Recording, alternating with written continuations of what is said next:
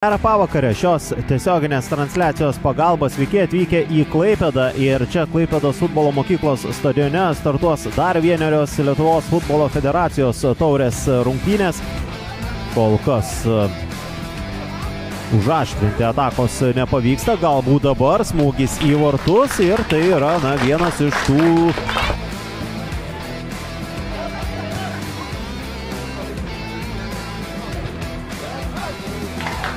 vėl vartininko dešiniajame krašte, Dimša šalia jo, Tauras jau baudos aikštelėje, vėlgi ieško komandos draugų, čia galbūt matysime smūgį, jis yra ir vartininkas. Po truputėlį tie keitimai net nebejoju pasipils, čia dabar Klaipėdos komandos galimybė. Ir tokių šansų nelabai prieš tai turėjai, neišnaudoji ir tokiose situacijose, tiesa dabar kamuolį perima. Aišku, daug erdvių ir laisvų zonų čia nėra, kadangi klaipėdiečiai nebuvo išsirikiavę visiškai.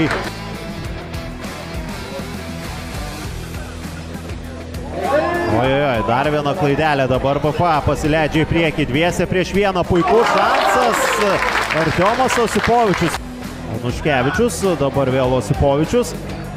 Į baudos aikštelę, smūgis į vartus ir kokia proga. Čia viską padarė Artiomas Osipovičius, dėl to jis ir krito ten ant dirbtinės dangos dar kartelį.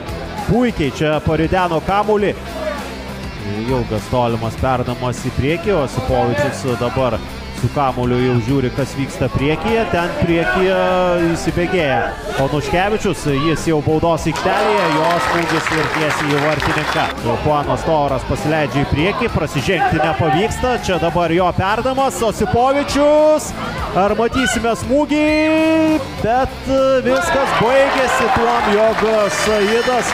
Nėra kada čia kęsti skausmą ir laukti, kol jis praeis. Reikia žaisti, o dabar fiksuojama yra pražanga. Urbanavičius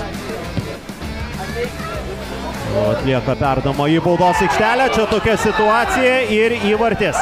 Įvartis, kuris leidžia Baltijos futbolo akademijai galiausiai išsiveržti į priekį ir džiaugtis pirmoji šių rungtynių įvarčių. Aišku, jis dar tikrai nėra pergalingas. 105 minutės sužaista.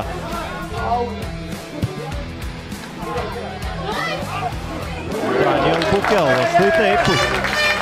Molaivas jau prie kampinio gairelės. Jo perdamas.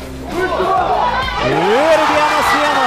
1-1, štai taip visų Klaipėdos komandos gerbėjų džiaugsmui. Rezultatas yra lyginamas ir čia dar tikrai niekas nėra baigta.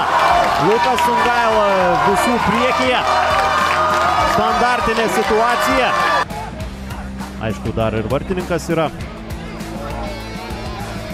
Dabar BFA atakuoja, smūgis į vartus. Ir BFA komanda nenori mušti 11 metrų baudinių. 2-1 šiame fantastiškame aštuntfinalyje. Dabar jau rimtais veidais džiaugiasi BFA, suprasdami, kad dar nelaimėta, dar liko laiko ir čia gali dar prisidaryti problemų, reikia.